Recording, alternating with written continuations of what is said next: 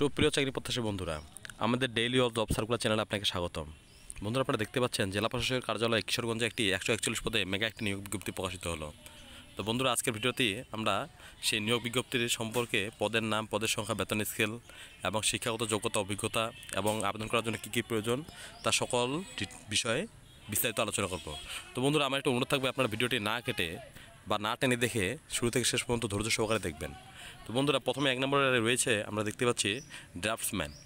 পদ সংখ্যা রয়েছে 2টি, বেতন স্কেল ও গ্রেড 15 এবং বেতন স্কেল 9,700 থেকে 30,490 টাকা।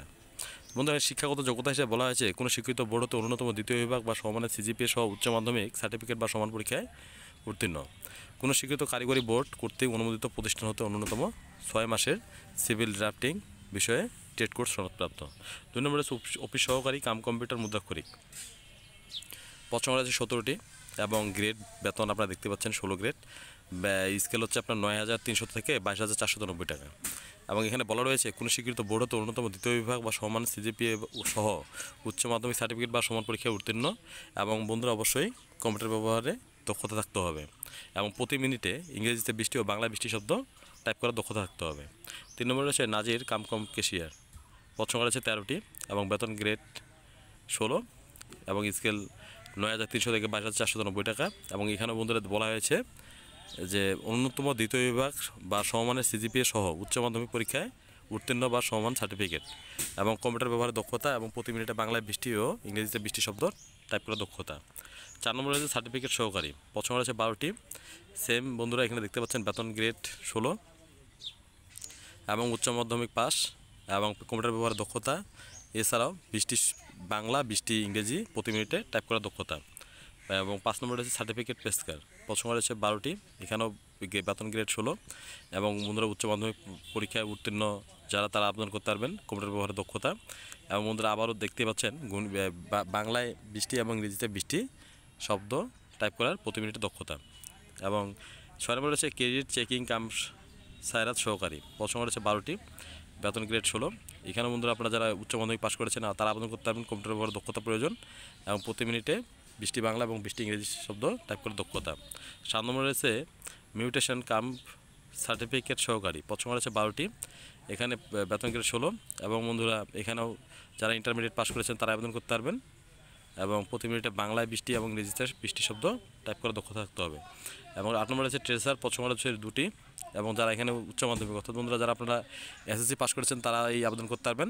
এবং এখানে আরেকটি কথা বলা রয়েছে যে কোনো অনুমোদিত প্রতিষ্ঠান হতে ড্রয়িং বিষয়ে অন্যতম 6 মাসের সার্টিফিকেট কোর্স সনদপ্রাপ্ত এবং কম্পিউটার ব্যবহারের দক্ষতা। এবং এখানেও আপনাকে বন্ধুরা 20টি বাংলা এবং 20টি ইংরেজিতে শব্দ প্রতি মিনিটে টাইপ করার দক্ষতা থাকতে হবে। 9 নম্বরে অফিস সহায়ক। পদ সংখ্যা রয়েছে 55টি এবং বেতন গ্রেড 20। এখানে বেতন স্কেল 8,250 টাকা থেকে 20,010 টাকা। এবং বন্ধুরা আপনারা যারা মাধ্যমিক পাস করেছেন তারাই আবেদন করতে পারবেন। তো বন্ধুরা আপনারা যারা মাধ্যমিক পাস করেছেন বা এসএসসি অর্থাৎ মেট্রিক পাস যারা করেছেন তারাই আবেদন করতে পারবেন।